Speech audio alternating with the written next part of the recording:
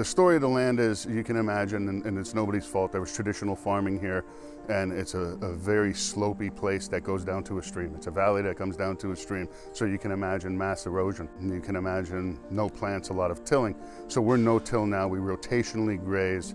We don't use herbicides, we don't use pesticides on the land at all, and we are really pumping up our riparian buffer zones.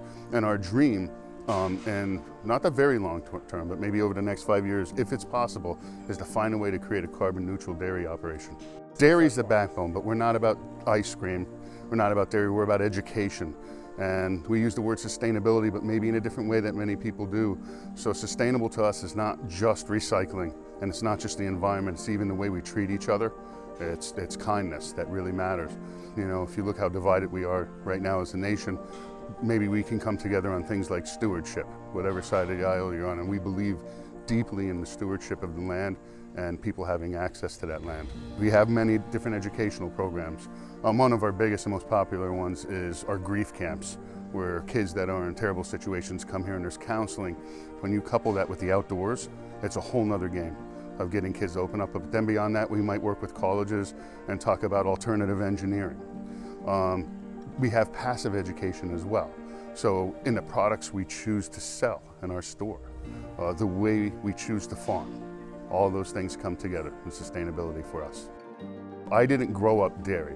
So when you grow up on a dairy farm, you probably become acclimated, right? And I've never gotten to the point where I look at them like equipment. I love these things like they're just beautiful, gentle animals. And they're everything. They take care of the fields for us. And if you could just keep them happy and farm grass, that's the key. So we're grass farmers. The cows do the dairy. We're very grateful for receiving the Northeast Environmental Partnership Award. Partnership's the key word in that. We look at Hillside as a community place, and it's a place in the middle of a bunch of development where we could halt all that and maybe keep our water clean. And we can't do all of that or any of it without the various agencies and organizations that help us do it. So we're deeply grateful.